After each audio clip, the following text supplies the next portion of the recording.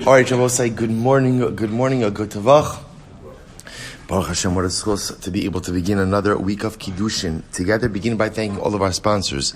To thank our TALMUD Torah sponsors for the month of Cheshvan. Sherry and Sora Wolasky in the zechus of refuah sheleimah. For Zecharya Dov ben Perel Shira, we also wish the Wolaskys a mazel tov on the birth of another grandson. Baruch Hashem in Eretz Yisroel on Erev Shabbos Kodesh. Mazel tov, or it might have been Shabbos already. In Eretz Yisroel, Baruch Hashem, mazel tov. Shebizocha lachniso b'viso sha'arma avinu bizmano. So we also thank Stephen Teri Czinn for dedicating Overshir Midrashos this month in memory of Steve's father, Bunim Tzvi ben Chaim. Leah Sol as a zechus refuah sheleimah for her daughter Ilana bas Esther, and for refuah sheleimah for all of those wounded in Eretz Yisroel. Yonason Rachel Wolff for a complete and lasting refuah, for Refuel Yitzchak Baruch ben Esther, and Azriel and Iris Miller in the zechus of the holy soldiers of the IDF, and the merit of our brothers and sisters in Eretz Yisroel. Our week of learning sponsors, Robert Emas in honor of the Yahrzeit of his mother, Rus Bas Sora, and in appreciation for the entire Daf Yomi shiur. Another week of learning sponsor, again an anonymous sponsor in honor of Yoni Frager's birthday. Mamish, I don't know, this is like... apparently, Yoni Frager and the Queen of England are two people who celebrate their birthdays for prolonged amounts of time. Baruch Hashem, this is the Jubilee year for Yoni. Baruch Hashem, incredible. All right, Javose, with that, let us begin. We have a lot to do today, Baruch Hashem. A lot to do today. Today's daf is Ayin. We are picking up in Yahrzeit Hashem on the top, literally the first line of Ayin, Geri v'charuri. So remember again, yesterday we started the very exciting parak of Asar Yochsin. And remember again, in Asar Yochsin, what we're primarily focused is on the 10 genealogical classes, and the idea that when Ezra came back to rebuild the second Beis Hamikdash, he took with him all of the people with genealogical issues. The logic behind that is he was concerned that if he left them behind in Babel, what would end up happening? They would end up, quote-unquote, intermarrying with everyone else, causing profound genealogical issues. This way, if you brought them back to Eretz Yisroel with them, Eretz Yisroel had an established network of Batei Din, of courts, they had Rabbanim there, and Ezra himself would be able to oversee that these families, again, while functioning absolutely as part of the Jewish community, they would be care and concern over who they married. So we continue to go through this. Geri v'charuri. So ultimately, again, Geri v'charuri, from where do we know? From where do we know that these individuals ultimately, again, Kimas, remember, Geri are converts, Charuri are emancipated slaves. So remember, again, emancipated Evikinati becomes a Jew. So how do I know these groups? Fine.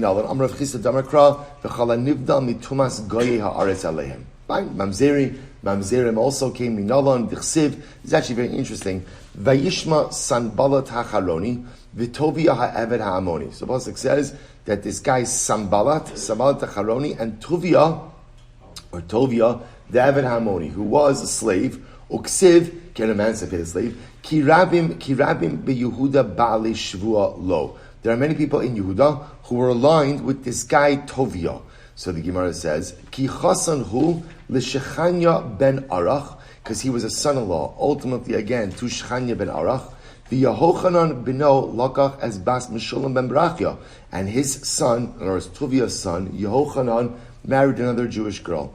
The Gemara says, now this whole issue over here is this guy Tovia was an Eved, an emancipated Eved, right? And halacha l'maisa, he went ahead and he had children. So the Gemara says, Kasavra Ovid Kochavim ve'Eved Haba al Bas Yisrael Havlad Mamzer. So the opinion over here holds that an Ovid Kochavim, a non-Jew, or an Eved who has a child with a Jewish woman, the offspring of that union is a mamzer. So therefore the assumption is over here that Tuvia, who was an Eved before he became Tuvia was an Eved, fathered children with a Jewish woman, and ultimately again the children were mamzerim. Now they are included in the group that was coming up with Ezra. So from here you see that halacha l'maisa mamzerim came up also with Ezra. So Mar says, one second. Hani chalman damar havlad mamzer. So first of all, not everybody holds that when an Eved has a child with a Jewish woman, that child becomes a mamzer. So that's number one. That particular point is subject to machlokes. So again, remember, you're basing this entire discussion over here over the fact that this guy Tovia had children with a Jewish woman. They're mamzerim, and they're included in the tally with Ezra. So first of all, it only works if you hold that a Jewish woman who has a child with an Eved is a mamzer. But what about if you hold the Vlad is kosher? First of all, how do you know those kids are from a Jewish woman? Maybe those kids aren't from a Jewish woman. In other words, we're from they're from a Jewish woman. So the Gemara says furthermore, how do you know we had these kids in Bavel and they came to Eretz Yisroel? Dilma Hasam Havu. Maybe actually had these kids ultimately in Eretz Yisroel. So therefore, multiple questions on this proof. Therefore, right? The Gemara says you're right. But remember again, we're just trying to figure out. We're just constantly trying to prove how do we know these different classes came with Ezra. So right, so ultimately again, so far we have Geri v'Charuri, right? So again, converts and emancipated slaves, whoever was separated again from the impure classes ultimately came with Ezra.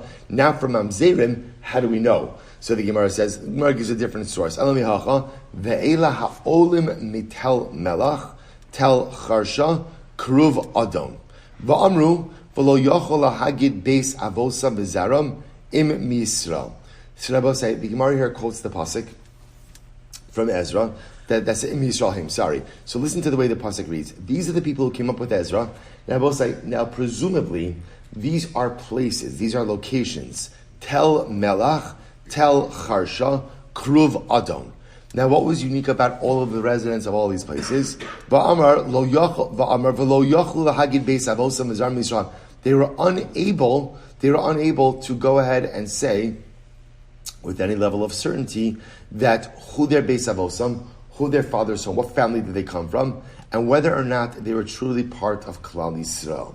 So this seems to be the indication. Now the Gemara is using this as a proof for Mamzerim, right? That ultimately Mamzerim came up. So again, in this grouping, you have these individuals who were unable to go ahead and ascertain the legitimacy of their familial lines. Okay, so we'll say now the Gemara dashes this pasuk. This is incredible. Now we'll say, here's the problem. What's the problem?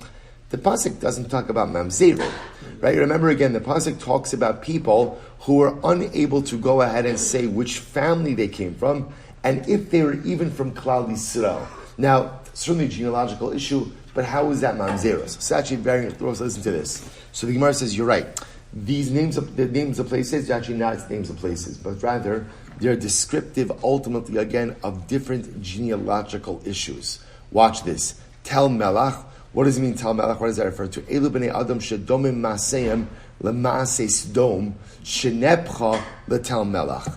The both say Tel Melach are people who came from families whose actions resembled the people of Stone, and Stone was turned into a pillar of salt. That was saying what was unique about the people of Stone. So Rashi says over here, Shahayu Megali Arayas. Remember, Stone was known to be very immoral. So we'll say, who are the people who came from Tel Melach? These are the people who were the result of immoral unions. Mamzerim. It calls it Tel Melach because again, their genealogy resembled the behaviors of the people who lived in the place that was turned into salt, i.e. stone. I will say this week's parasha. Incredible. Remember again, in this week, Aaron Avinu argues for stone. Next, Tel Charsha. What's Charsha? So the Gemara says, Shekari Abba v'imu Meshasko. So we'll say, remember again, this is Tel Charsha. Cherish is like to silence. So this refers to people that when they start calling someone dad, their mother says, shh. That's a shtickle awkward, right? But right? That's not your father, right? So I'll say, so the Maisa, again, these are all talking about people whose genealogy ultimately is compromised. Next, and they were unable to say the house of their father, in other words, what family they come from, or whether or not they were even truly Jewish. Zehu asufi shene'asaf min hashuk. I will say this refers to the asufim. What's an asufi?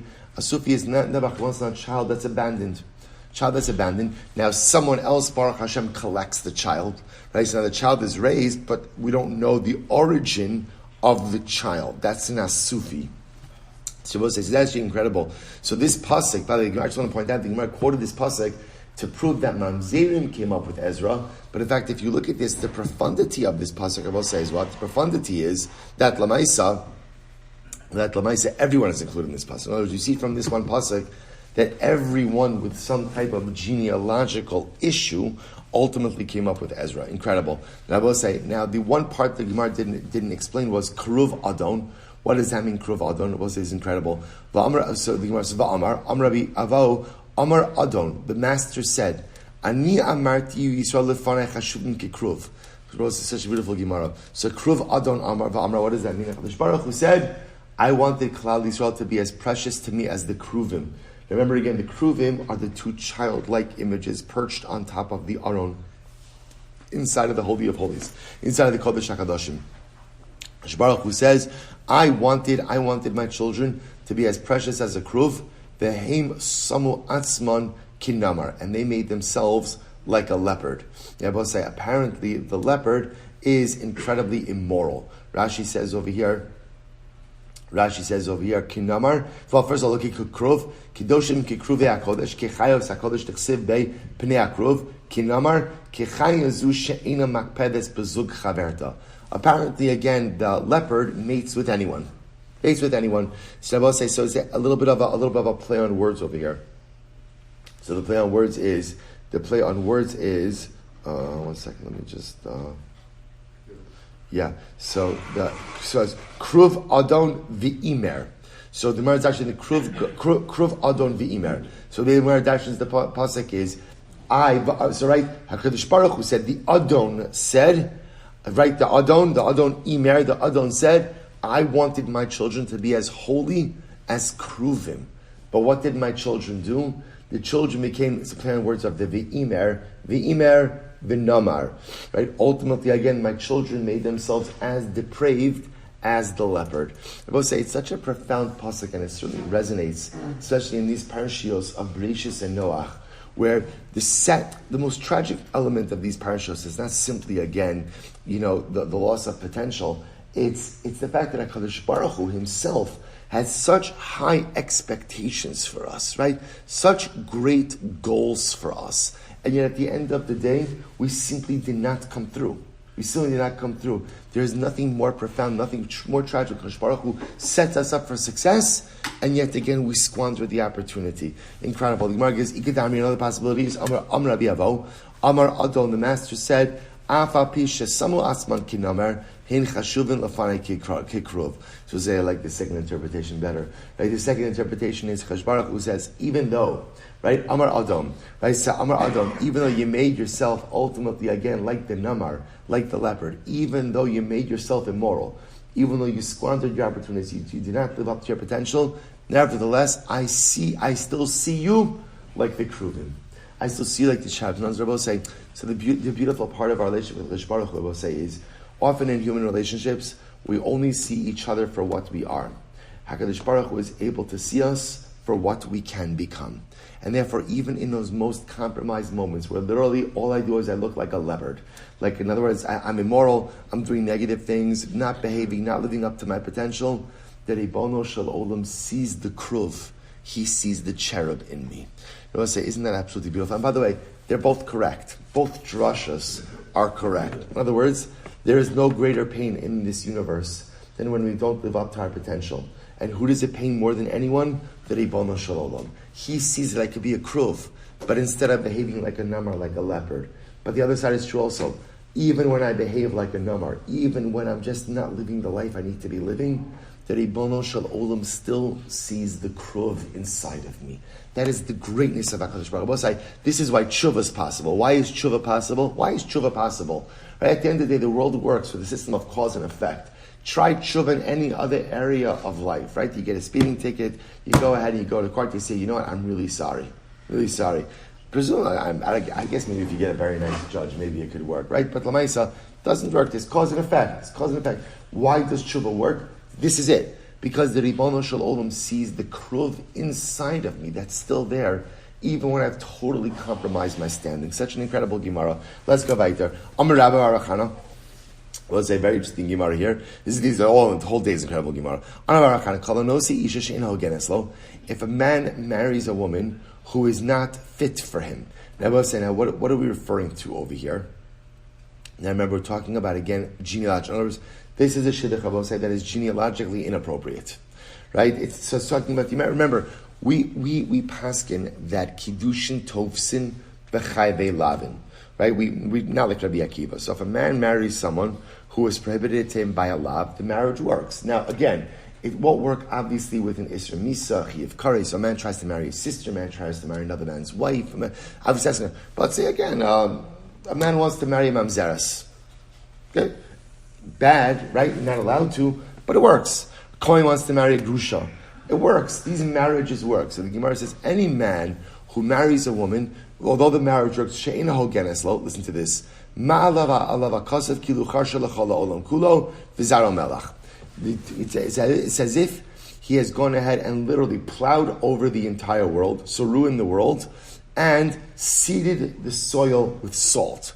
In other words, plowing over the entire world and destroying it is bad enough. When you seed the soil with salt, what do you do? You prevent anything from growing there afterwards.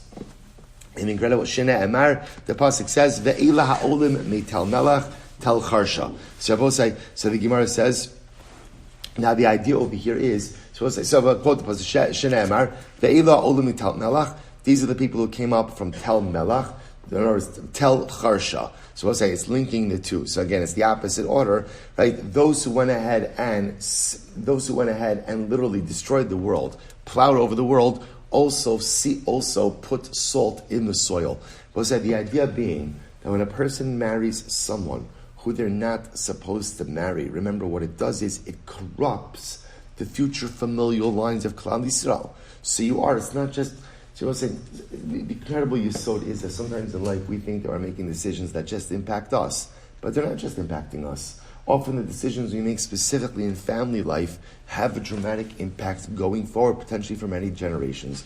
Amar Rav Amarav, Kalanose ish l'shumamon. That's incredible. Somebody marries for money. Havin lo banim shena mehuganin. He's going to have unworthy children. Shene Emar Ba'Hashem Bagdu. Kibanim zarim yaladu. V'shemar tomar mamon palat. You'll say, okay, the kids will be unworthy. Hey, but at least they'll have money, right? In other words, okay, so kids don't, right? Often you don't know how your kids are going to turn out. So, right, so at least they'll have money. So the Gemara says, Tamulomar ata yochlem chadash es chalkehem. No, the money goes away also. V'shemar tomar chalko v'lo chalka. Maybe you'll say only your portion of the money goes away, but the wife's portion remains. Tamulomar chalkehem. Ultimately, again, their portions. V'shemar tomar lizman meruba. Maybe you'll say, okay, but maybe the money won't disappear for a long time. You'll be able to hold on to money for some point. Tamulomar chadash or chodesh. My mashma. How do we see this? Amar Nachman bar Yitzchak chodesh nichnas v'chodesh yetzei umamonam avad. Ultimately, again, the month comes, the month goes, and all of the money is gone. So Rabbi says, so really an incredible idea. Now, I just want to point out, the actual taitcha of the pasuk is Ba'Hashem Bagdu. They rebelled against Hashem. Ki banim zorim yaladu. They birthed foreign children. Ata yochleim chodesh es chalkeim. Therefore, again, the officers. Chodesh means the officers will consume their portion. So the Gemara is saying, so ultimately, again, the Gemara's understanding over here, this refers to someone who goes ahead and marries for money. So number one result of marrying for money is unworthy offspring. That's the banim zarim. Alien children. Not only that, but you lose all of your money as well. Not only that, but you lose all of your money ultimately, again, in a very short amount of time. I will say, just want to point out, at least the children piece, it's not a punishment, it's a cause and effect. It's a cause and effect. If at the end of the day, you're the kind of person who marries for money, right? If that's your motivation, chances are, you are not going to be a good and inspired parent. Because at the end of the day, your value system is fundamentally and totally warped. Well, if your value system is totally and fundamentally warped, then there's no way you're going to model the right values and right ideals for a child. So it's not a punishment. It's not a punishment. I mean, the second part is a punishment about losing your wealth. But the first part about a person who marries for money, having unworthy children, unfortunately, the children are just going to mirror your own value system. And being that your value system, in this case, ultimately is totally wrong. So chas v'shalom, unfortunately, that'll show up in the children as well. We'll say also just an incredible yesod. How whether we recognize it or not, our value system is very clear to our children. Also, we've mentioned this many times. It matters very little what you say to your children, right?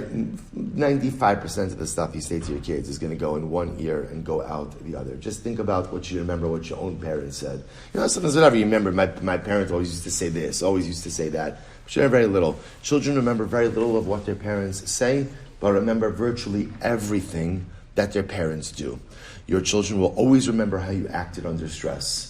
Your parents will always remember if you argued with your spouse or not and how you argued with your spouse. Those are the things that they're always going to remember. Just like, again, they'll always remember.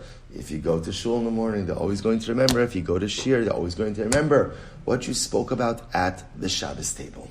I'll say big things that we take for granted, but those are the things that our kids remember, right? The talk you had with your kid when you sat them down and told them the business thing, they're like, is this over yet? Right? They're rolling their eyes, even if not literally rolling their eyes, metaphorically rolling their eyes. Those are not the lessons they're going to remember. But how you live your life, how you run your home, how you conduct yourself, those are the things absolutely they remember. I just want to point out even little things, and like today, if you're at the table and you're on your phone, if you're spending time with them and you're on your phone, if you're in shul and you're on your phone and your kids are next to you, I just want to understand, what you are actively doing is diminishing the importance of tefillah in the eyes of your children. You have to pick it up. Hey, Dad's on the phone. Dad's on the phone during Chazar Sashatz or during Kriyat Shema. It depends on the person, right? Again, Dad's on the phone, right? It's got to be. I look up to my father. My father's a good person, so if he's doing this, it must be fine. As Rabbi say, every day, we convey chinuch lessons to our children through everything that we do. We have to be careful sometimes, and that's why sometimes even as a parent, you have to hold yourself to a higher standard when your kids are around. A lot of us have a double standard. There's a way that I live with my kids are watching, and there's a way that I live with my kids aren't watching. It's a little disingenuous, but it's okay. It's okay. It's good to hold oneself to that highest standard when the kids are watching, because that's where chinuch occurs. All right, well, says Kavaitis. The Gemara says, if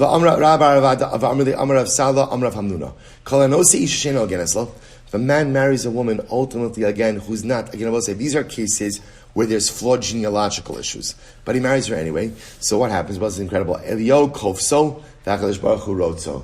We'll say this is wild. Elio Hanavi ties him up, and HaKadosh Baruch Hu flogs him. That's what happens. The Gemara says, V'tano, al kulam Elio kosi v'HaKadosh Baruch Hu chosim. In all these cases, ultimately, again, Elio records what has happened over here, and HaKadosh Baruch Hu signs it. What is Elio, right? What does HaKadosh Baruch Hu sign? Oy lo leposel es zaro, ulepogim es mishpachto, ulenose isha she'ena hogenes lo.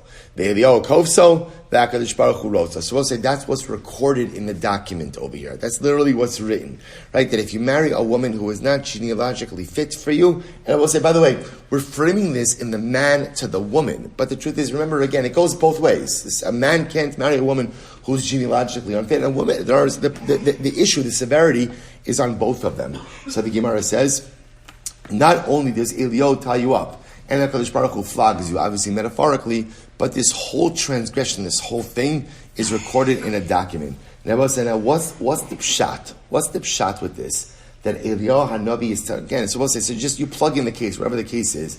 But Elio Hanavi is tying you up, and HaKadosh Baruch Hu is administering lashes. Let's just want to point out, it doesn't say that if a person eats non-kosher food, HaKadosh Baruch Hu, Elio is tying him up, and HaKadosh Baruch Hu is flogging him. Person is Mechal Shabbos. Elio is tying him up, and I don't know, it doesn't, you never find this by any other Aveira. And yet, again, over here, by marrying someone you're not supposed to marry, so Elio Hanavi is involved, right? Chadosh Baruch Hu is involved. What's the pshat? So as I saw an incredibly, incredibly beautiful idea brought down in the name of the Maggid of Mezrich. So as I listen to this, he quotes over here the Gemara Masechus Avodah Zarah. Listen to this. The Gemara says, "She'ein ben David ba ad sheyichlu kol haneshama shebaguf." So Rabbi said the idea is There's a chamber in Shamayim called the Guf. That's the name of the chamber. That chamber houses all of the souls. So Mashiach only comes when that chamber is emptied out and all of the souls are born into this world. That's the way that it works. So we'll say, the Maggid HaMezrich quotes, based on the Mekubalim, he quotes, that ultimately, again, those neshamas want to come into this world, but they only want to come, the Rebbe writes, into gufim tahorim, into pure bodies. What's the definition of a pure body? A child born of a halachically sanctioned union. So what happens? When a person ultimately marries someone who he's not supposed to, right? And therefore, halacha l'maisa, the neshama doesn't want to come down. The neshama doesn't want to come down. Because the neshama doesn't want to come down, therefore what happens? It delays the geula. So if you're delaying the geula, you know who gets involved? Eliyahu Hanavi. Because Eliyahu Hanavi, right? Hine anochi sholeach lochem. Eliyahu Hanavi is the one who announces the arrival of Mashiach. So if a person marries someone he's not supposed to marry, the neshama doesn't want to come out of the guf, out of the chamber of the guf. If the neshama doesn't come down, then the entire geula is delayed. And if the geula is late, Eliyahu Hanavi is upset, the Ribono Shel Olam is upset, and that's why everyone is getting involved. Incredible. So we'll say the Gemara goes weiter. So the Gemara says, good. V'chala posel, pasel. We'll say anyone who invalidates others, ultimately again is pasel himself. We'll say, so we're going to see this. We're going to see this in just a little bit. Rashi says over here, kala posel, nagadef taveres hamishpachos, hu atzmo pasel, ve'eno edar b'shivcha li'olam, in darko shel pasel, edar b'sh... Oh, I'm sorry, let me finish. V'chala posel, pasel. We'll say anyone who himself is genealogically invalidated, often goes around invalidating others. And anyone who's constantly going around and invalidating others never sees anything good in this world. Now, I will say there's a lot that's packed into this statement. So first of all, this concept that anyone who goes around genealogically invalidating other people himself is genealogically invalid. In other words, somebody who's always puzzling other people, usually himself has a psul. Which of us, we know this. People who go around seeing the negative in everyone and everything, generally are broken people. Your broken kite projects itself onto others, and so there's two parts over here. If you see that which is broken in every other person, generally you're broken yourself.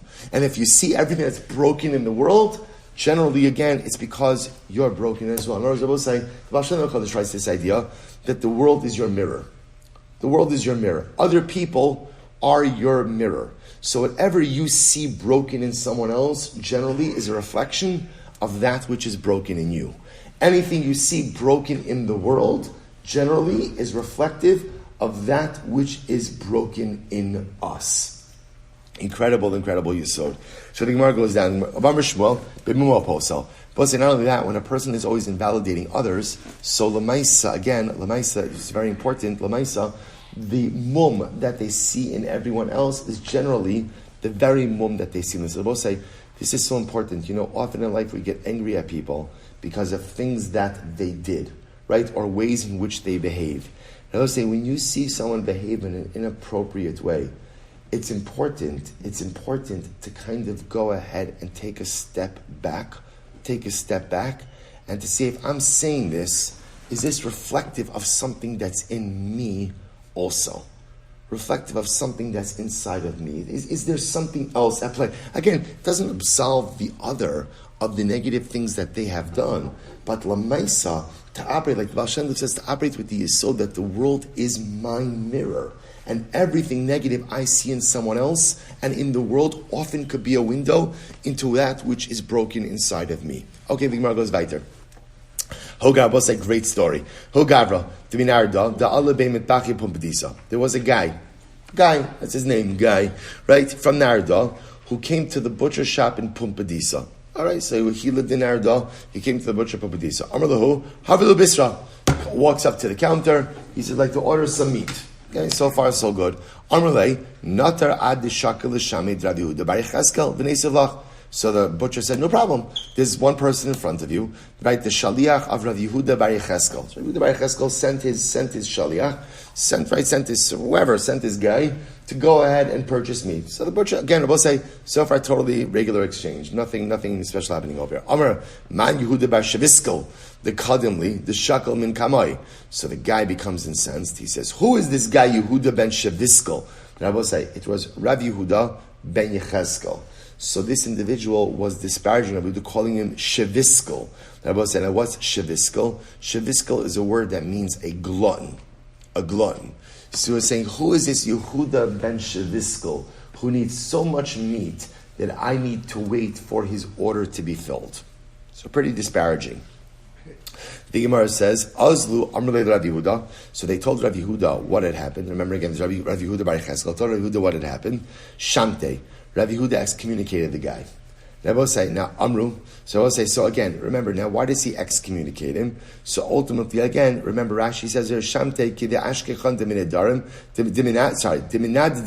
deminadim lekavod harav. So we'll say, when someone disparages a Talmud Chacham, that often is grounds for excommunication.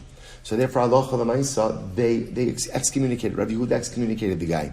Okay, not only that, what happens? Amru, they said to him, Ragil Dikari Inshi Avdi. This guy, this same guy, he's always calling people Avadim. He's always calling everyone an Eved. So the Gemara says, Achriz Alei Avduhu. Not only that, Rav Yehuda had them announce that this guy is an Eved. Rabbi said, and this goes back to what we just said before, that call a posel, b'mumo posel. If you go disparaging or disqualifying every people, generally, you're disqualifying people with the very thing through which you are disqualified. So now this guy's excommunicated, and Rabbi Yehuda said, announce about him that he's an Eved. Since he goes around going ahead and announcing everyone else is Eved. So we'll say, so what happened? Now obviously this guy, Azal Hahu Azdamne Ledina Lekamed Rab Nachman. So this guy, we'll call him the guy, summoned Rabbi Yehuda Bar Yecheskel to a din Torah in front of Rav Nachman. Rabbi say, what was the din Torah? What was it? It was a defamation suit. It was a defamation suit, right? First of all, you excommunicated me. Now you call me an Ebed. So he calls him to a din Torah before Rav Nachman. Okay, so now I see Piska Dazmana. Also Rabbi Yehuda Kamed Rav Huna. So now watch this. Rabbi Yehuda, remember, Rabbi Yehuda Bar Yecheskel, who was summoned to Beis Din, brings the Hazmana, brings the summons to Rav Huna.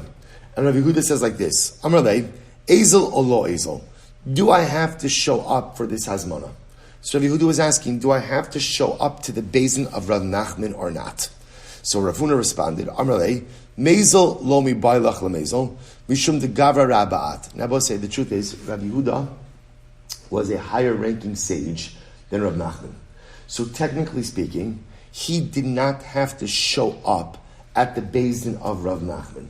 That's the way this works. If you're going to summon a Rav, you're going to summon, right, a gadol to a basin. You can, but it has to be a basin then of higher standing than him. So Rav Huna says to Rabbi Yehuda, technically speaking, you don't have to answer the Hazmana. However, Elamishum Yikra de Benesiya Kumzil.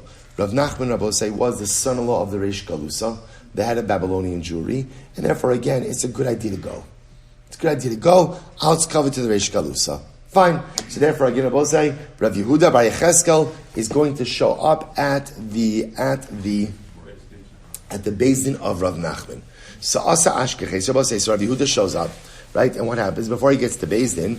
Ashkechei de Ka'av and Micah. So what happens? He finds Rav Nachman constructing a fence. Amar Lei, so he says to Rav Nachman, this is Rav Yehuda Bar Yecheskel says to Rav Nachman. Remember again, Rav Yehuda has been summoned to the basin of Rav Nachman. So Rav Yehuda shows up, he sees Rav Nachman doing labor. Amar Lei lo savar mar lahadam Rav Huna bar Idi Amar Shmuel kevan shenismana adam parnas alat zibor asar ba'asiyas malacha b'fnei shlosha. They will say once a person is appointed to a leadership position in the community, they're not supposed to do any type of physical labor in the presence of three people. It's supposed to say it's considered to be demeaning for a leader to do menial labor. I tried this with my wife once. Right? It didn't work. Right? So she told me I'm not so important. So the Gemara says, Amarle. So the Gemara says, Amarle, Purta digundraisahu dekavina. So Nachman said, I'm only it's only a little bit of work. In other words, essentially said, I'm only repairing a little piece of the fence. Amar lei. So listen to this. Rabbi says, so here's the chap. So now there's two things happening over here. So first of all, you're going to see in this exchange, what is really happening over here is Rabbi Yehuda is showing Rav Nachman that he was really out of his lane by summoning Rabbi Yehuda bar Yecheskel to his Beis Din. So the way he does that, that's the point. You're going to see a series of pieces in this exchange. So first of all, he says, Rav Nachman, why are you doing labor? Why are you doing work? You're a leader. You're a leader, and a leader is not supposed to do work publicly. To which Rav Nachman responds, I'm only repairing a very small part of the fence. Now he called the fence the Gunderaisa. So the Gemara says, Amalei, Misanya Make Dechsiv Ba'araisa O Mechitza Dam Rabbanon. Why are you using that word for a fence? You're a leader. You're a Talmid Chacham. Either use the biblical word of Ma'akeh or use the rabbinic word of Mechitza. What's Gunderisa? So Amalei, Yosef Mar Akartifa. Akarfita. So Rabbi Yehuda bar Yecheskel says, fine, Rav Nachman, would you like to sit down for a little bit on the Karfita? Rabbi said, Karfita is a bench. So Amrle Umisani Saf Soldam Rabbanon. Oh, it's Teva da Amri Inshi. Why using that word? Why don't you speak in the proper way? Either Saf Sol or it's Teva. Okay? Amrle Lechol Mar Esronga. Would you like a little piece of Esronga, which is Esrog? Esrog. Amrle Hachir Mashmuel. Kala Omer Esronga Tilsa Baramas Rucha. Whoever says the word esronga, that is a sign of arrogance. O esrog kitikai rabbanon, o esroga the amr inshi. Either call it an esrog or an esroga. Amrle lishti man imbiga. Would you like a drink of imbiga? Amrle misani ispargus kabi rabbanon, o inpak the amr inshi. Either call it asparagus like the rabbis call it, or inpak that people call it. Amar, so we'll say, so again, see Rav Yehuda bar Yecheskel giving Rav Nachman a bit of a hard time, showing Rav Nachman, you don't even speak the right way, right? Your word choices aren't correct and not befitting someone. I was supposed to say, what Rav Yehuda bar Yecheskel is also trying to highlight over here is that when a person is in a leadership position, it demands of them to talk a certain way. You conduct yourself a certain way, behave yourself a certain way, and you talk a certain way. Amalei, Tisi Donag Tashkin. So Rav Nachman says to Rav Yehuda bar Yecheskel, let my daughter Donag go ahead and bring us something to drink. Right? You're not allowed to use a woman. You're not allowed to use a woman. It's not appropriate. It's not appropriate for a woman to serve a man. Right? Again, just inappropriate. So Rav Yehuda, so Rav Nachman says, don't worry. Kitanehi, she's a young girl. Shmuel said explicitly, you do not make use of a woman, whether she's an adult or whether she's a minor, whether she's a child. There's a certain level of appropriateness and tznius. So fine. Nishte lemar shama liolsa. So I will say, so Rav Nachman says to Rabbi Yehuda bar Yecheskel, would you like to send regards to my wife Yolsa? Yolsa was Rav Nachman's wife. Do you want to send regards? Amalei Hachim or Shmuel, Kol Bi'isha Erva. No, I can't talk to your wife because if she talks to me, it's Kol Isha. That was saying. Now, obviously, again, we're not getting into like halacha l'maaseh. Obviously, it's not Kol Isha to speak to a woman. But if you look at Rashi says Kol Bi'isha. Last line, Shnei Amar Hishmiani es kolech v'im eshal b'shlama tishiveni. So we'll say, so it could be that Rav Yehuda bar Yecheskel actually held that the voice of a woman is Kol Isha. It seemed to be a little bit impossible. It would seem to be over here more he's trying to give Rav Nachman just a hard time. Right? And he's trying to show Rav Nachman just in a nuanced way that halacha, well, not such a nuanced way, right? That he's out of his league. He's out of his league. And ultimately, again, it was an overreach and an overstep and inappropriate for him to be mazmin, for him to ultimately, I'll say, it would be like, imagine for a moment, like, right, on Erev Rosh Hashanah, you have your Hataras Nedarim based in, right, you got your three guys, you're feeling pretty good about yourself, right, you've just released a whole bunch of people from Nedarim, so you're like, does anyone have any other cases they would like to bring before this illustrious based in over here, right, and you start being mazmin people, right, so there's a seder, there's an order, and great people have to go ahead and be treated in a certain way. So Rabbi Yehuda, to be clear, Rabbi Yehuda bar Yecheskel is not above the law. No one is above the law. But when you're going to go ahead and summon someone to Beis Din, and they are one of the Gidolei Hadar, there's a mechanism for that. And this wasn't it. So again, it's Kol Yishev Efshai De Shaliach. So Rav Nachman says, okay, if you want, you can send regards to my wife through a Shaliach. I'm happy to convey your greetings to her. Amarlei, Hakim Rashul Shmuel Silber say Amadeis, Ein Sholem Isha B'Shalom Isha. Ultimately, again, you just can't go ahead and inquire about the welfare of a woman. What does this mean? In general, there's a concept that a person is not supposed to just be chatty about someone else's wife. And that's the idea over here, that there's a certain modicum of tznius when it comes to someone else's wife, that even just inquiring about her welfare may be a breach in tznius. Now, obviously, a lot of this is also societal. Right, it's also societal. I don't think today, and anyone who's here speaking with someone, and you say, please send my best to your wife, or how is your wife doing, that wouldn't be a breach of tznius. But again, I will say, there's a sensitivity. There's always a sensitivity for how, again, we deal with mingling between the genders. I will say, person has to be careful, and a person has to set up gidarim, and a person has to have a level of prudence, because we know, unfortunately, it happens all the time, where even, again, things that start out as innocent could very easily descend into the realm of inappropriate. So therefore, again, there are gidarim. Ultimately, again, there are boundaries. So the Gemara says, "Aidei baila." So Amarlei Hakim Shmuel in Sholem B'Shalom Isha Klal. Again, in general, don't inquire about the welfare of someone else's wife. The idea is also once again, Rabbi Yehuda Bar Yecheskel is being a bit more stark over here in order to convey a point. But I will say, but this is important. This is very important about the way we interact with the opposite sex. There always have to be gidarim. There always has to be a certain framework of Kiddusha and TORAH. So the Gemara says as follows. The Gemara says, good. So Shalcha into this. Now watch this. Now apparently, Yolsa, Rav Nachman's wife, was hearing this whole thing. So she says to him, so Yolsa calls Rav Nachman to the side, and she says, Sharli Tagre, Delo Nishvach Kishar Amaretz. Get rid of this guy.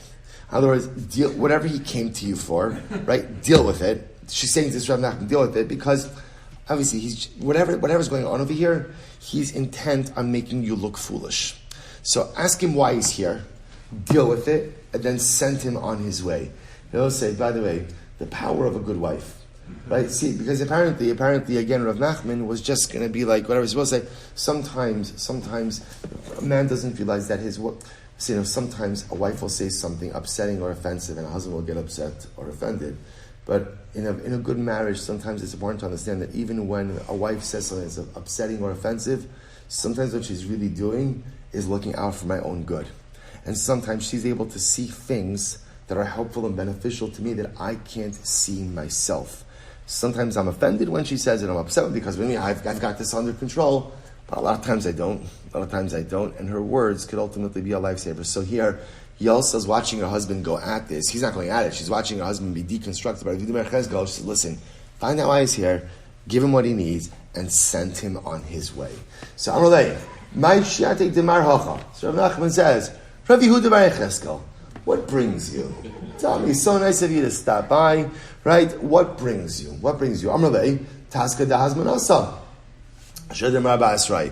What brings me? You summoned me to Beis Din. Amalei hashta shusa demar lo gamirna. Taska da hazmanusa mishadran lamar. So Rav Nachman says, Rabbi Yehuda, I don't even know how to speak correctly in your presence. You think I would summon you to my Beis Din? So apik diska da hazmanusa mi bechaje va'achsilei. So Rabbi Yehuda Bar Yecheskel takes out the hazman, takes out the summons. Amalei hagavra b'hadiska. The man is here, and here's the document. So we'll say, so the Maharsha points out over here, either Rav Nachman forgot about it, or it was also possible that Rav Nachman ran a Beis Din. He might have been the Av Beis Din. Just because he's Av Beis Din doesn't mean that he was in charge of every single hazmana. So it is possible that the Beis Din of Rav Nachman summoned Rav Yehuda Bar Yecheskel, and Rav Nachman was unaware of it. That is possible. So what happens? So the Gemara says, Amrle, hol v'asar halachacha, l'shtayim mile ki hechidu lemrei mechampi rabbanan adadi. So Rav Nachman says essentially this, Rav Yehuda Bar Yecheskel, the truth is, I would have never summoned you to my Beis Din. But now, once you're here, let's adjudicate the case, right? Because otherwise, what's going to happen? People are going to say, oh, you see, the rabbis, they give each other a pass. Right? It's like a boys' club, right? They take care of each other. So in order to avoid that, if you're already here and you already received the hazmana, let's adjudicate the case. Amrlei, my time shamte mar lahu gavra. So let's go back. So now they go through the case. So remember again, how did this whole thing start? Rabbi Yehuda bar Yechezkel went ahead and excommunicated the guy who spoke disparagingly about him in the butcher shop, right? He called Rabbi Yehuda bar Yechezkel, Yehuda bar Sheviskel, called him a glon. So again, he excommunicated him. So I asked Rav Nachman, Rabbi Yehuda, why did you excommunicate him? Sir shlicha d'Rabbanan. Because again, he mistreated a shaliach of a Talmud Chacham. In other words, he disparaged me in the presence of my shaliach. So he mistreated the shaliach. So Rav Nachman says, but one second, v'nag deimar, why didn't you just have him flogged? In other words, why did you excommunicate him? Why don't you give him lashes? The Rav man giramad tzar shlucha d'Rabbanan. Rav used to give lashes for anyone who would treat the shaliach of a Talmud Chacham disparagingly. To which Rabbi Yehuda responded, "Da'avdif mine avdilei." No, I felt he had to be dealt with in a more stringent fashion. Okay, my time achriz ma'alei da'avd. We'll both say first wide line. Why did you announce about him that he's an eved, that he's a slave?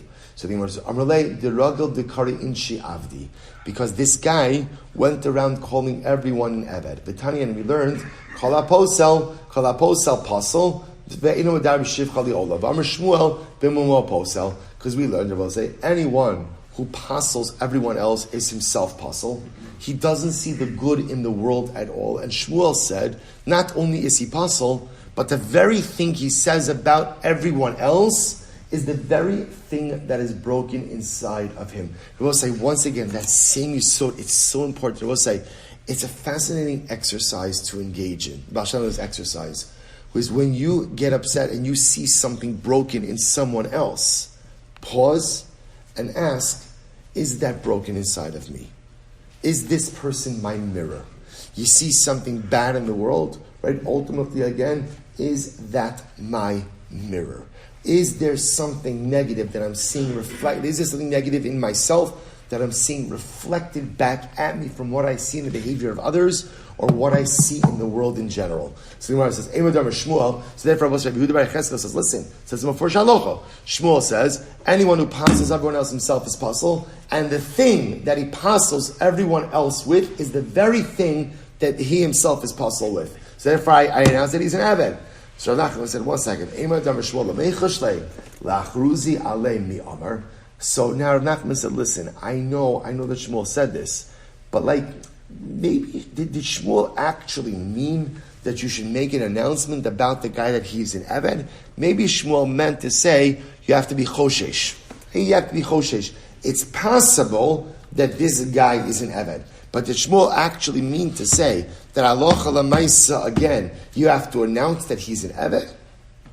Okay, so what happened? So listen to this. So what happened? While they were having this out, the litigant, the other guy, the butcher shop guy, walked into the Beis Din. Amarle hahu bar dinei. Let's say, by the way, I also just want to point out, it is interesting to note that sometimes the worst breaches of midos happens in stores when people have to wait online, right? It is an interesting idea, right? People lose it.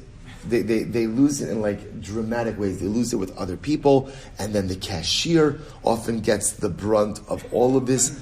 And meanwhile, you're not the only person in the store. There are other people, and they may have gotten to the line ahead of you, and people don't always act as quickly as you want them to act, or do exactly as well. You're in a rush. That's your problem. That's not the rest of the world's problem. As an aside. So Gemara says, what happens? Lididi karis the avda da sina be chashmonai malka. I watch this. So the guy, the butcher shop guy shows up, and again, Rav Nachman was going through this whole thing, and the guy is incensed. He says, "Can you believe the chutzpah? Rabbi Yehuda bar Yechezkel called me an eved. I myself trace my lineage to the Chashmonaim, to the Hasmonean line, right? Amarlei. So this is Rabbi Yehuda bar Yechezkel says, Chashmonaim, is it right? Interesting. You know, by the way, Amar Shmuel, called the Amar Mibeis Chashmonai Kasina Avdahu. You know, by the way, that anyone who goes ahead and traces themselves back to the Chashmonai family is an Eved. Right? They will say is an Eved. Right? So again, so just find out what's happened over here, right? So the guy comes along, right? And the guy says, Rabbi Yehuda bar Yechezkel called me an Eved. A chutzpah, Eved, I am royalty. So Rabbi Yehuda quotes Shmuel, who says, by the way, anyone who says that he's from the house of the Chashmonaim is an Eved. Now both say, Amar Lei, so Rav Nachman hears this, and he says as follows, Amar Lei, Lo Savar Lamar Lahad Amar Li'aba Amar Rav Huna Amar Rav, Kol Tam Chacham Shemora Halachu Ba, Im Kodem Maisa Amra Shomen Lo, Ve'im Lav In Shomen Lo. So both say, now listen to this. Now what happened in the midst of all this? So in general, the halacha is like this. No one ever heard this halacha of Shmuel before. So I will say, in general, when you introduce a new halacha that no one ever heard before, if you introduce it in the middle of a situation that benefits you, we don't listen to you. Which makes sense because, now suddenly you found the new halacha. I mean, people do this all the time, right? I found the new halacha, right? What's the source? Don't worry about it. But it's Sinai. I got it directly from Sinai. Right? So when you introduce new information that no one ever had before, then halacha, and in the situation, we don't believe you. But if you introduce it, unless you have independent corroboration, if you introduce it before and it's established, then you can introduce it in this context as well. So both say, here's the problem. Rav Yehuda bar Yechezkel just introduced this halacha from Shmuel that said, if you go ahead and you claim that you're from the Chashmonai family, you're an Eved. So no one ever heard this before. So Rav Yehuda bar Yechezkel says, Amalei, ha'ikar Rav Masna tekai kavasi. Rav Masna holds like me. Ask Rav Masna. He'll corroborate it. But say, get ready for this. Rav Masna lo chazi le'narda fleisar shani. So we'll say, Rav Nachman had not come to Narda, he had not been in Narda for 13 years. Ha'u yoma asa. That day, who shows up in Narda? Rav Masna. Amar lei. So they said to Rav Masna, wait 1 second. Dechir mar my Amar Shmuel ki kai chad kara aguda v'chad kara b'mavra. So Rabbi Yehuda bar Yechezkel says to Rav Masna, do you remember what Shmuel said that day when he had one leg on the ground on land and one leg in the ferry? I'll say, I can't remember yesterday, right? Like you remember what Shmuel said that day? I mean, yeah, sure. Amar Shmuel called the Amar midbeis Chashmonai Malko Kasina Avdahu. Yeah, Shmuel, that day? No, that day, sure. Shmuel said, whoever said they are a descendant from the Chashmonaim is an Eved. Why? Because remember, I'm going to say a little bit of background. There was a slave of the Chashmonai family by the name of Hordus, by the name of Herod. Herod wiped out the entire Chashmonai family and then asserted himself ultimately again as a member of the royal line. He spared the life of one girl, of one woman who he wanted to marry. This girl went ahead and went up to the roof and she called out. She said, I am the last surviving member of the Chashmonai family. After me, whoever claims that they are a member of the Chashmonaim, ultimately they're really a slave. And with that, she threw herself down to her death. So therefore, again, the Gemara says, and she says, called the Amar Miris Chashmonai ana avdehu nafla meigra umisa. So I will say, so sure enough, again, there was now independent corroboration, ultimately, again, of this statement of Rabbi Yehuda bar Yechezkel. So I will say, after all this, achros alav da'avdehu. So now I will say, not only did Rabbi Yehuda bar Yechezkel announce that this guy was an Eved, but what else? Rav Nachman's Beis Din now also put out an official proclamation. This guy is an Eved. So the Gemara says, Hahu Yoma, listen to this. This is incredible. Hahu Yoma, Akaran Kama Ksuvasa Benarda. The Rebbe said, Nebach, this is actually tragic. This guy had married children. Well, the problem is, after it got out that what? That he was an Eved, so obviously many people, it affected all of the marriages of his children. It should say such a profound idea once again, who we are and what we are, and the type of personalities we create for ourselves. Rabbi said there are generational ripple effects. What we do, how we live, how we conduct ourselves is not just limited to us, but ultimately, again, it finds these ripple effects in our children's lives, our children's married lives as well. So Nebuch, many marriages were broken as a result of this event. So Kika Nafika, so Rose, now watch this. Let's finish up.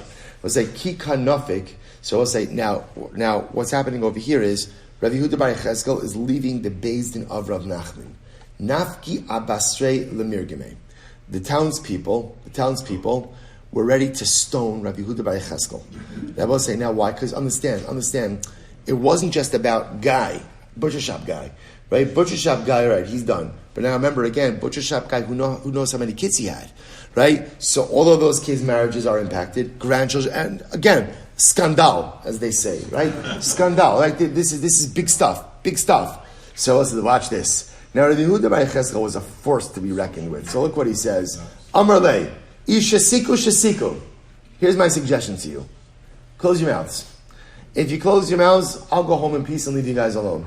V'ilo, but if not, maglina aleichu, I'll reveal other genealogical issues within Narda. Hada Amr Shmuel, Tartin Zarisa Ika Benarda.